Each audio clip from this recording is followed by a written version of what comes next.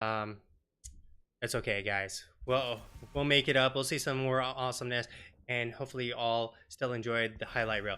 We got Jailbait and first pick Gaz. First pick Gaz. Finger doesn't want to be shown. And we are heading on into the second match of the game. We got ourselves in Towers of Doom. So, Towers of Doom. We saw that Jailbait was willing to, pick up a macro choice of a fall stat. I'd be interested in seeing if they'll pick it up again and if they pick up the Dahaka instead. I thought Stormkiller played a pretty good fall stat, like getting into the fights, getting some solid Gus. Unfortunately, it didn't work out in the end for them. The Wombo combo potential on the side of first pick Gaz was just really too good. In that last fight there, unfortunately, which none of you got to see again, was really on point. Now, Towers of Doom, getting control of that bot lane is really critical. So what you want is a lot of times someone with a global or someone who can apply a lot of pressure, like an Abathur.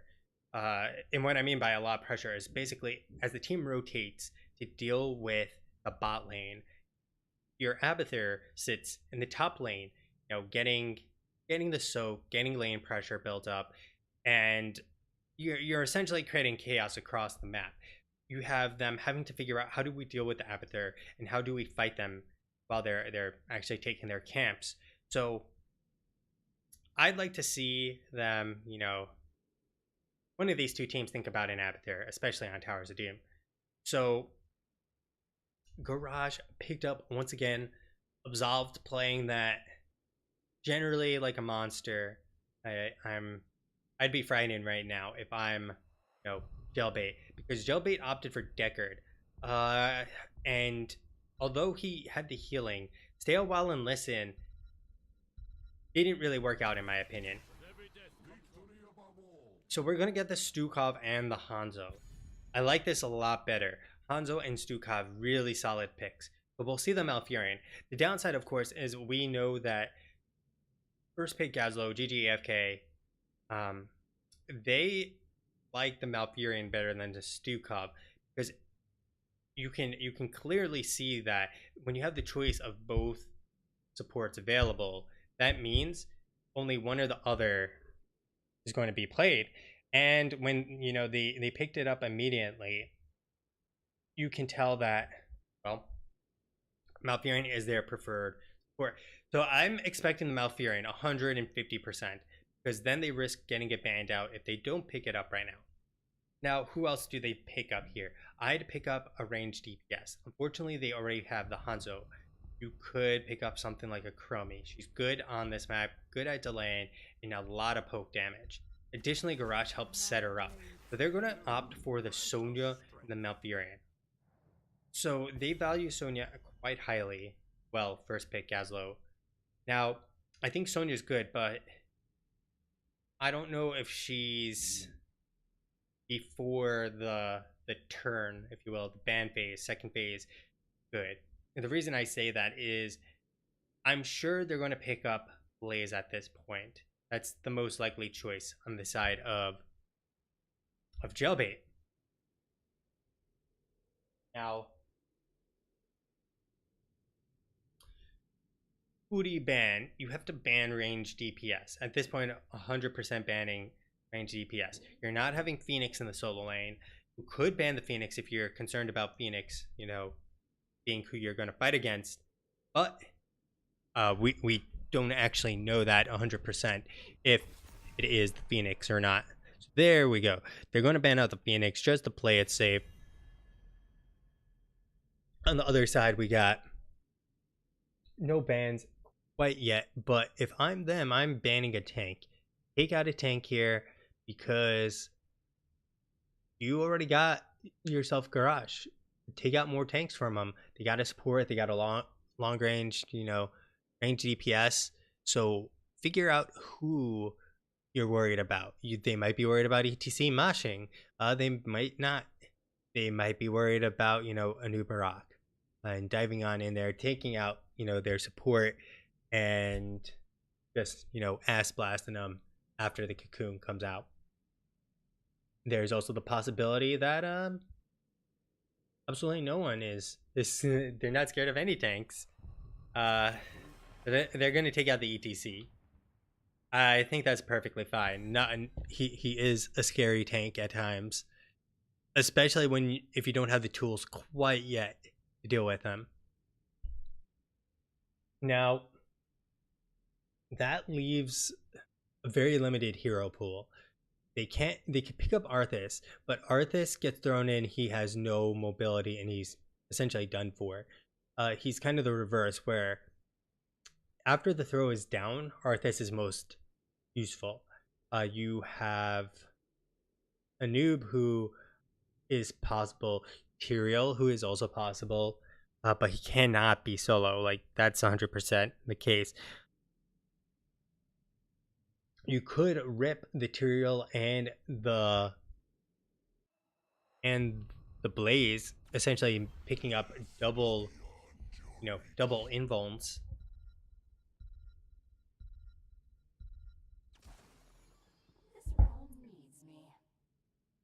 And so now I'm a little worried for Jailbait. The reason I'm worried is because we have Mouthdale and Li Ming. Li Ming will in Mouthdale are going to be scary, but at the same time, that means they have a very small front line. And I would love to see Sonya just leap on him right now, because if they can leap, Garage can go in, get another stun off with a Q, pause someone for another stun, and then taunt him. And during all this, you can have Malfurion waddle on in, drop a Twilight Dream, and or he can be using Tranquility in the back, keep everyone healed up and armored up. And the reason I'm saying that is because if you can kill the Stukov, they have no healing, but they also have the potential for Li Ming to reset and have self-healing, a Mouthdale who can use Last Rites to take out the Garage. There is, a lot of scariness there. We're not going to see the GAZLOWE this game, but we're going to see Cassia. I hope Cassia was a mispick, because Cassia is absolutely terrible this comp. Like, this might be one of the worst Cassia picks I've ever seen in my life. And I've played on teams that loved to pick Cassia back when she was in her prime or heyday, I suppose. This is like one of the worst Cassia picks I've ever seen. The reason being is you have Li Ming, magic damage, goes through the armor. Mouthdale, who does HP percent damage and goes through armor. Hanzo, who does most of his damage through his simple serrated arrows and his storm bow, and a spattering of damage otherwise. Additionally, he can pick up sharpened arrowheads, and sharpened arrowheads will negate a chunk of her armor. So it's like, this is probably, if not possibly, the world's worst Cassia pick. If they're opting for thinking martial law is going to carry them by having all the stuns, the roots, the slows, that is a very odd choice. Like, they would have been better off picking up Greymane, 100%. Maybe I'm misthinking this. Maybe I'm crazy, but I think this Cassia pick is absolute trash can choice. I mean, we're talking. We're going to see, Sesame Street, Grouch coming on out and saying how trashy it is. And when Grouch from Sesame Street is telling you how bad, sorry, Oscar the Grouch. So when Grouch is telling you how terrible your pick is, something's up. This is extra weird because they've switched Cass to be the Sonya. Ursik is the Cassia. Ursik was playing the solo lane. They're going to solo lane Cassia against Mouthdale. That's what I think they're trying to do here, which is interesting. But I feel like they've bought into the wrong strategy, in my opinion. So we'll see if this is actually a solo lane Cassia. The reason the solo lane Cassia could theoretically work is that Cassia can pick up, the the Ring of the Leech, if I recall correctly the name of the talent. If she picks up Ring of the Leech, then she can sustain through and not get hit by the autos of Malthael. And as long as she avoids the Shroud that he throws down initially, she'll be okay. So let's introduce these two teams again. We got Banshee once again on that Kel'Thuzad, Deity Minion once again on the Malfurion, Absolved once again on that Garage, Ursik, the Cassia, and finally Cass on the Sonya. And that is going to be first pick GAZLOWE, GG, AFK. On the other side, we got Smug Dolphin on the Stukov. We got H2O on the Johanna, Galaxy on the Li Ming, Junkrat on the Malthael, and finally Stormkiller on that Hanzo. And that is going to be Jailbait. So let's take a look at some of the talents we got here. We're going to see the normal Lurking Arden build, it seems. We're going to get Hold Your Ground to deal with the Garage and everything else that's potentially going to root him in place. We also got Target Practice. There's the stun combo. The root. Say goodbye to Stormkiller, because even leaping over that wall, he has nowhere to go but to the coffin.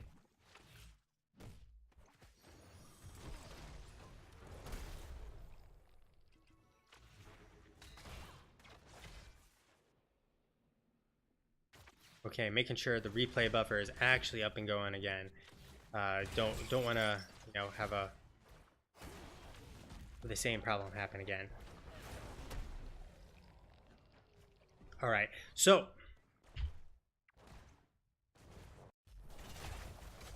looking through the talents, we had this target practice picked up. This is 100% the wrong choice, guys. H2O going to be making it out. Always try to pop your Iron Skin before the throw. Banshee with a big flank, but it's not going to matter. Smug Dolphin a little bit AFK there, but he's going to make it out just in time. So, reason target practice is 100% the wrong choice, because against this team, you 100% want sharpened arrowheads. The reason you want sharpened arrowheads is because you get value against Absolved, you get value against Cassia, and you basically negate any of their armor advantage. That's part of their kit and why they're strong. In the top lane, Cass is actually, holding the lane okay right now, but Junkrat, as long as he fights in the wave here, he's okay. We also have On a Pale Horse, the Die Alone, the One Good Spread. Oh no, please tell me no. We have Force Armor and Triumvirate. For starters, I think the Force Armor is not the way to go in this game, because Kel'Thuzad's really the only one you have to be scared about. And Triumvirate, please baby, no, you can never ever get all the damage you need. You cannot Calamity in, you always have to play back. There's the combo onto Stormkiller. He will leap on out successfully this time, and that is it. We got the trade-off in top. Bottom lane, Stormkiller might be able to start this up in a second. There's the throw onto Galaxy. Galaxy is going to be caught and rooted. Say goodbye to Li Ming, but the flank from Junkrat, and he is going to chunk down their HP pools just a little bit there. But the positioning is much better right now. Absolved doing a nice job tossing back Junkrat. He's not going to interrupt this, and he is not going to die either, though, because of all the healing he's able to sustain through a combination of himself and Smug Dolphin. So we got ourselves, a level lead, not much, but a little bit. I like that he picked up, On a Pale Horse, because instead of having a real global, you get a pseudo global, which means Junkrat can get everywhere he wants to be. Just just exactly what you want. I mean, he's essentially like a visa carrying member of Heroes of the Storm. He's everywhere you want to be. So we have the Tough as Nails coming on out. I think the Tough as Nails is the wrong choice here. The Tough as Nails is the wrong choice because Malthael is not killing you because of his autos, especially in the solo lane. And certainly Galaxy is not killing you because of her autos. And we have a Stormbow, so he's not killing you from, his Redemption auto attack build. There's the combo onto Smug, not going to matter as there is no follow-up available. So I'm not a fan of this choice. We also have the life funnel here. The life funnel is pretty juicy. As long as he can avoid the silence and the condemn. Oh, lots of damage coming on out. Iron Skin coming out a little too late there. If you can get the damage from life funnel and avoid the condemn, which is up a lot, he does have, you know, blessed momentum. He does have the conviction to catch. And if you can get all of that in action, it's going to be hard to actually use life funnel. Blessed shield, dragon's arrow, condemn, the silence.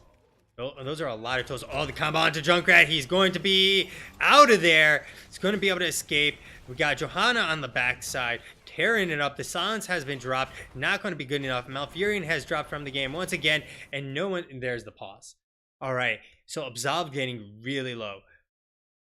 I'm afraid for Absolved because once level 10 hits, they're not getting anyone down quick enough at this point. We'll see if he gets back in here. I'm not going to flip screens. I'm going to take a look at some of the numbers. We have the full Storm Bow build. So basically he's trying to be a Chromie by picking up, you know, the target practice, explosive arrows, and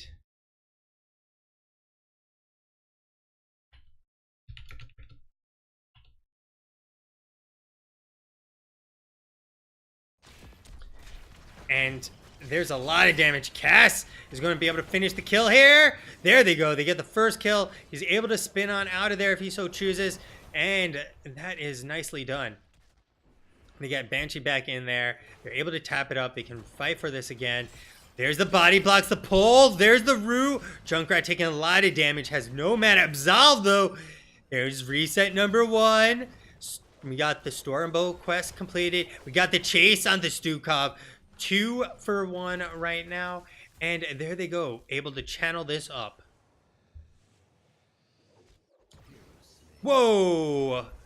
Oh, baby. Start channeling it. And Galaxy comes on in with that orb. And say goodbye to number 3. Cass has to get on out. And he's going to be heading, you know, back home. His base. Taking some damage in the meantime.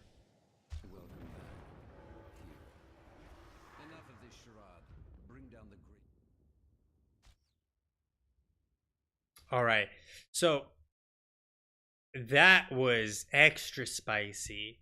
I mean, we're talking like habanero spicy. He came back in. Stormkiller picking up the kill on Banshee. I missed what happened there. Banshee was clearly out of position, able to get soloed by Stormkiller. The combination of, you know, he has the Dragon Hunger, so he's able to stack this up for 20% extra damage on his bow. If he starts macking him, it'll start hurt. So I'm assuming why he went, but let me go back. I said he chose 100% the wrong build. I still think it's generally the wrong build.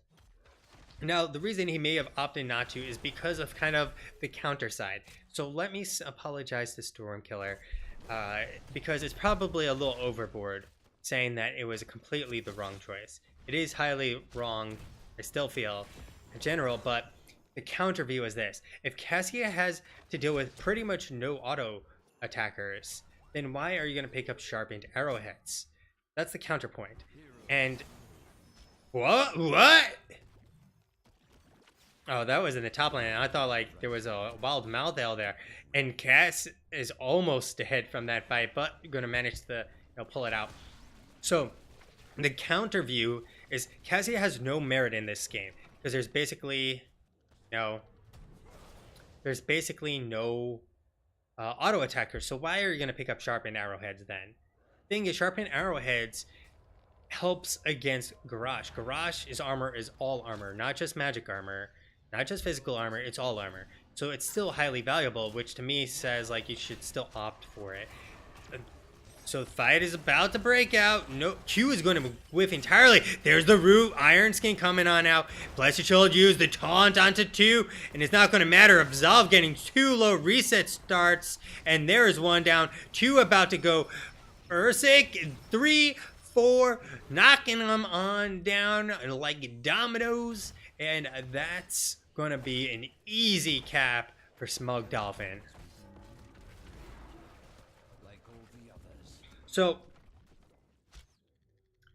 like I was saying, this was a situation where I felt sharpened arrowheads 100% because you take down Absolved's armor, which increases as he gets lower, and you basically neuter any of the advantage that Garrosh has at that point.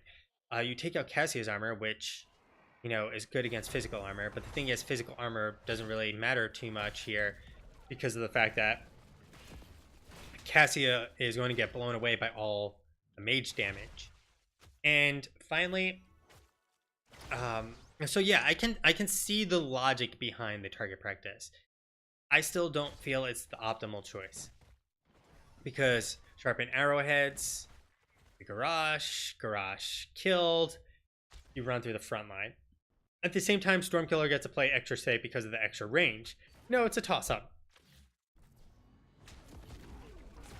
So looking at talents, now that I've gone through a whole you know, rant about like Stormkiller's choice here, and in the merit or not, you know, merits to it, we're gonna see, you know, the Blessed Shield, Blessed Hammer. Another rant here. I think Blessed Hammer is the worst choice on that tier, my personal opinion, because the damage is negligent and really doesn't matter. My opinion, like, you basically don't know it ever hits someone because it does nothing. Like, it's less than an auto basically. Other side, we had the fold, you know, ore build, which I also don't agree with, because you can come on in. Ooh, Cass picking up the death there this time around. Junkrat going to be, you know, securing, you know, 1 for last strikes. The channeling from Deity, Stormkiller. Oh my god, they're not going to interrupt him. But Sukov is down for the count as well.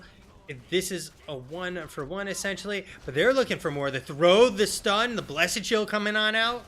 Like the throw from Absolved, and it's a 1 for 1 over there. So I think, sorry about that. We zoom on in accidentally.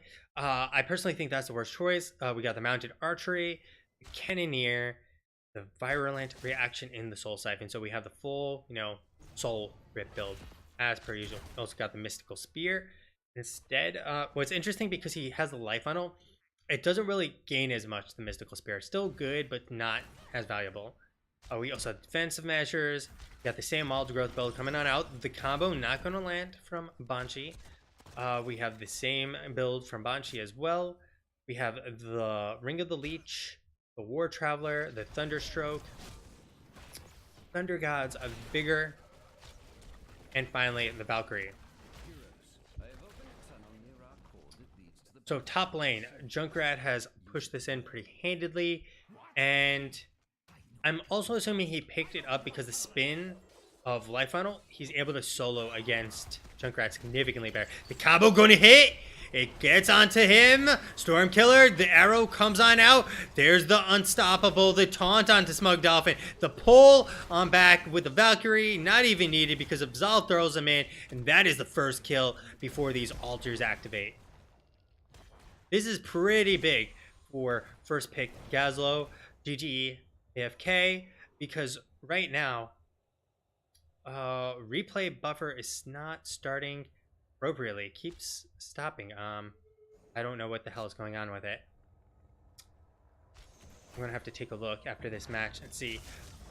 But they have 1 down for 8 seconds. They need to force this. They just need to know that they're not gonna be able to channel because Calyxy's here, and no, they have themselves a man advantage. Just go ham here. Go ham, guys. There they go. The combo onto Li Ming. Not going to fully connect there. There's the damage onto Li Ming. The blind lands. The extra damage. Cassia secures the kill. And there is HDO now having to back on off. Deity will start channeling. Smug Dolphin is not going to be able to do anything about this, however. So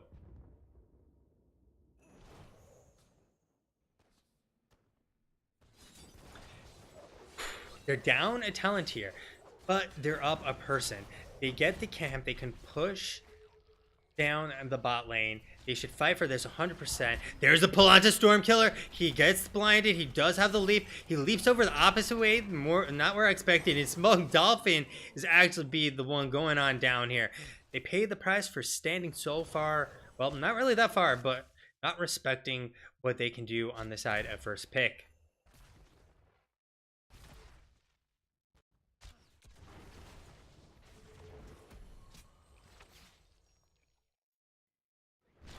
So Banshee, eating a bomb there. We got Junkrat getting the camp, getting more pressure top lane, doing a pretty solid job. He's only at 1 still for last rites out of the the 10. And Cass really wants to fight optimally inside of a creep wave so he can get even more healing. Cass wants to fight in a creep wave. Junkrat wants to fight in a creep wave, and he should be able to spin to win on top of this and be able to trade, in my opinion. Oh, it's not going to be enough to secure the kill. And Cass walks away, and Junkrat loses out another last right stack.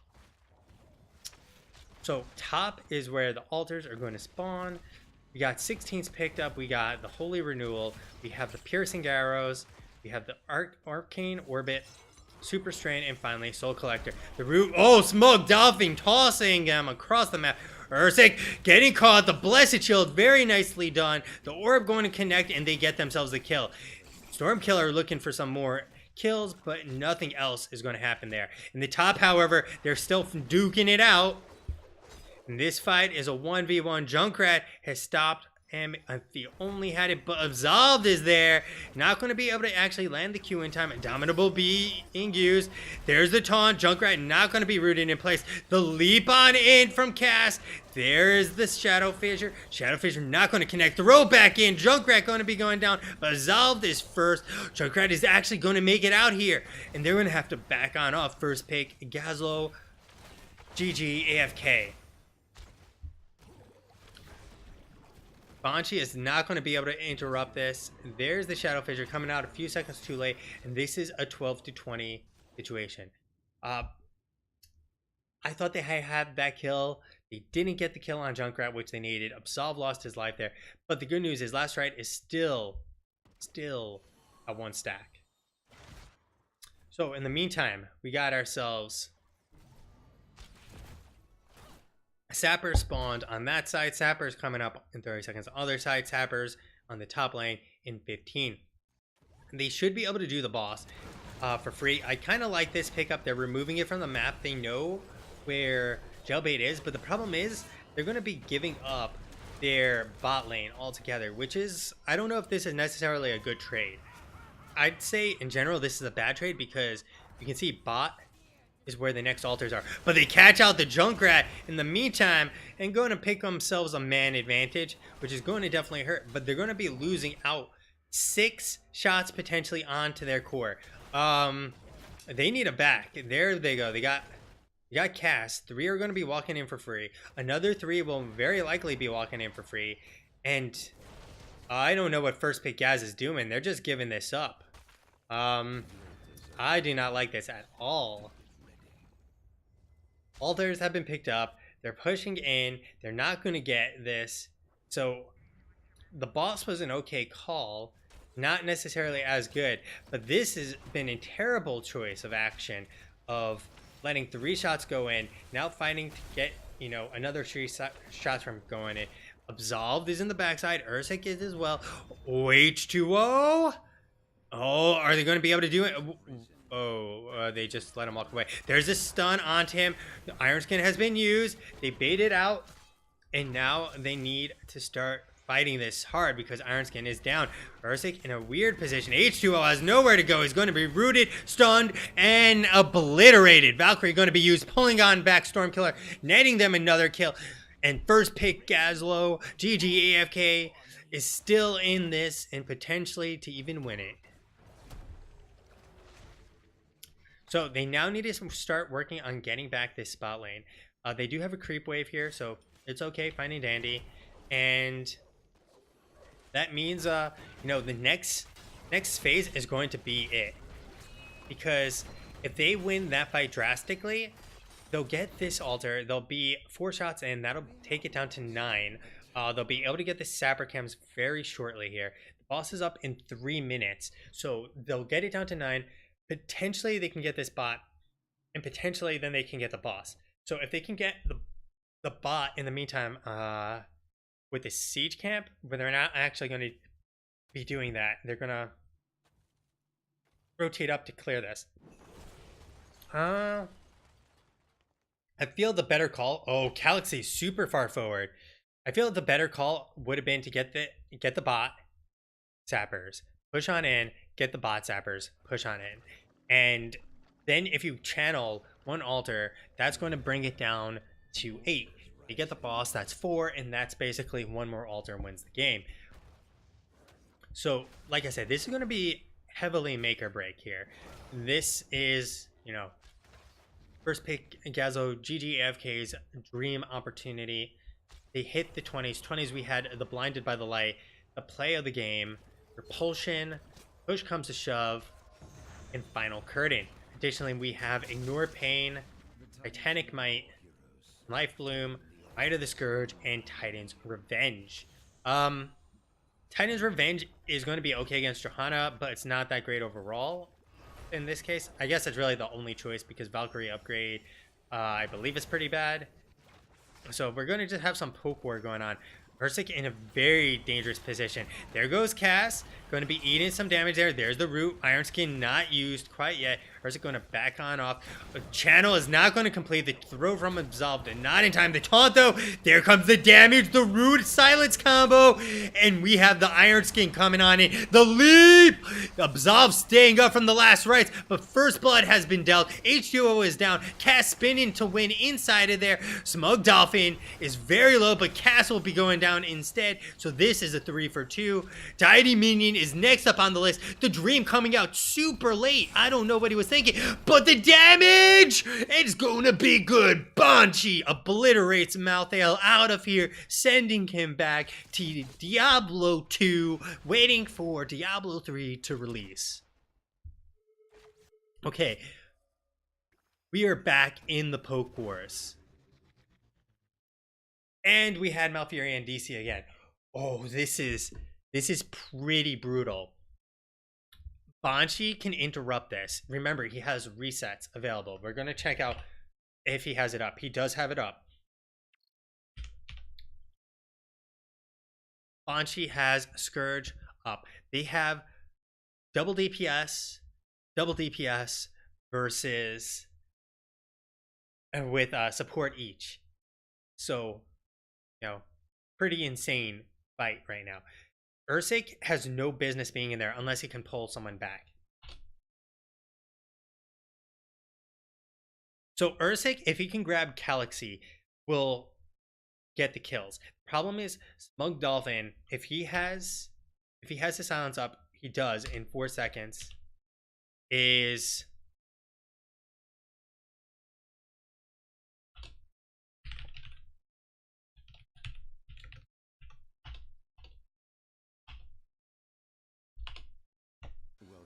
if they have it ready, then, you know, they can pull it back.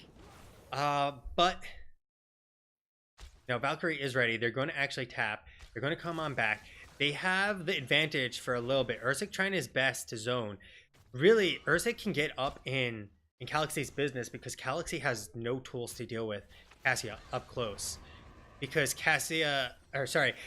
he is up. Oh my god. Stormkiller almost going down there. I missed that combo as I was focusing on the fight. The root onto Cassia, having nowhere to go. And Ursic, you need to get out of there. Manages to escape. The root's coming out from Banshee. The arrow going to absolutely whip. The throw, the double stun, and say goodbye to 2 members of Jailbait. They have just been absolutely debated out of their minds. Banshee sitting in there, making plays like a Kel'Thuzad god.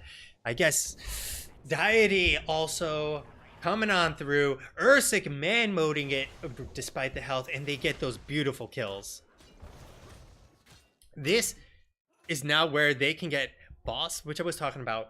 They can get, you know, camps. This will get it down to a 5 versus 4 scenario. 5 versus 4, really big moment for them. And, well, that can basically be one structure guarantees the game if they can hold it. They get the sapper camps, they get the fort, and they can march it on in for potentially, they could potentially get another 3 shots in if they can march it in. They're going to work on sapper camp. No, they're leaving. They're going to go bottom. They're going to go bottom, get control of bottom, but I actually think they should have stayed top. I don't know what Malfurion is doing because Malfurion is neither in the lane or with his team. So everyone is back up. Cass is in this, getting the camp. They should be able to, you know, take it for free. This is still a very weird decision on my part, on first pick and GAZLOWE's part, because this Sapper camp is now going to be picked up by Junkrat for free. The last altar is going to be bottom, so this isn't going to win it. If they had picked up top, which I expected, they would have been able to win this game off of this. I suppose this will really be, you know, an all-out brawl between both teams. So Sapper's not going to really accomplish anything. We got Absolved waiting for the flank. Pass avoiding the warp. A very good position there. You know, expecting to come on through. Looking for the sight and the vision to be able to actually, you know, fight this safely from the side of Absolved. There comes the flank, looking for the back line. There he goes, Smug Dolphin. There's the Indomitable. There's the throw. Malthael is going to be caught stun onto him from the leap. The Twilight Dream. But that is going to be a whiff of the Scourge, but it's not going to matter. Scourge and Junkrat taking a lot of damage. Cass is back on in it, trying to spin to win, and it's not going to be good enough the last rights. He gets on out of there, gets tossed out from into the fray. They're going to start channeling this, the double stun, the double throw, and say goodbye to another 2 members. And they have gotten themselves potentially the game here. First pick GAZLOWE. That's the 4th member, and this is going to be it, boys and girls, as they are going to be able to pick up all of the structures, and they don't even need to. They pick up one, and that'll be it. So let's take a look at that again. We're going to pop on over to the replay. We're going to see they already take out Smug Dolphin. We get that beautiful throw from Absolved. And then at the same time, you know, plays were happening there. The Scourge missed, but it wasn't going to matter at all because we had the follow-up from Cass. Beautifully done from first pick GAZLOWE. GG AFK. And first pick, GAZLOWE showing like they can win it with that Gaz God. And Gaz God coming on through for him, guys. Let me check if the other team that I'm supposed to cast, if the 2 teams don't mind waiting for me to do an interview.